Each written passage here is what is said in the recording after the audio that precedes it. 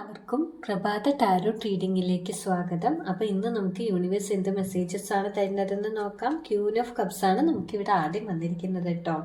അപ്പോൾ ഇന്ന് നിങ്ങൾ ഇമോഷണലി വളരെ സെൻസിറ്റീവ് ആയിരിക്കും, അതുപോലെ തന്നെ ഇൻറ്റ്യൂട്ടീവും ആവാം. അപ്പോൾ നിങ്ങളുടെ ഹൃദയം ഇന്ന് വളരെ സോഫ്റ്റ് ആയിരിക്കുമെന്നാണ് കാണുന്നത്. പക്ഷേ നിങ്ങൾ ഒരിക്കലും വീക്ക് അല്ല കേട്ടോ.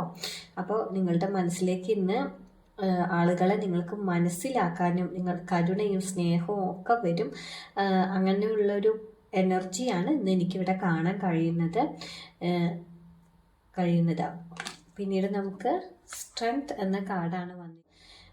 നിങ്ങളുടെ ഉള്ളിൽ ഇന്നൊരു മനഃശക്തി ഉണ്ടാകും. നിങ്ങളങ്ങനെ പെട്ടെന്നൊന്നും തളർന്നു പോകുന്നതായിട്ട് നമുക്കിവിടെ കാണാനില്ല. അതുപോലെ തന്നെ ക്ഷമയും സെൽഫ് കൺട്രോളും ഒക്കെ വരാനുള്ള ഒരു ചാൻസാണുള്ളത്.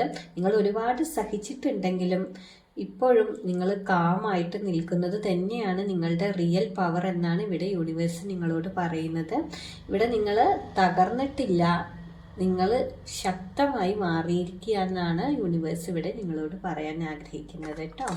പിന്നീട് ഹെയറോഫൻറ്റ് എന്ന കാർഡാണ് വന്നിരിക്കുന്നത്. ഇത് വരുമ്പോൾ നിങ്ങൾ ഇന്ന് ജീവിതത്തിൽ ഷോർട്ട് കട്ടൊന്നും തിരഞ്ഞെടുക്കരുത്. അതുപോലെ തന്നെ സീക്രട്ടായിട്ടുള്ള വഴികളും വേണ്ട. നേരായ മാർഗത്തിലൂടെ മുന്നോട്ട് പോവുക.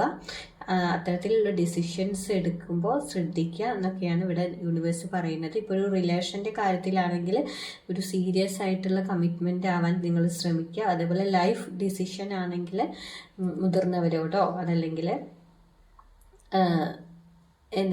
നിങ്ങളുടെ ഏതെങ്കിലും മെൻറ്റേഴ്സിനോടോ അഡ്വൈസ് എടുത്ത് അതിന് വാല്യൂ കൊടുത്തുകൊണ്ട് നിങ്ങൾ മുന്നോട്ട് പോകാനാണ് ഇവിടെ യൂണിവേഴ്സ് പറയുന്നത് കേട്ടോ.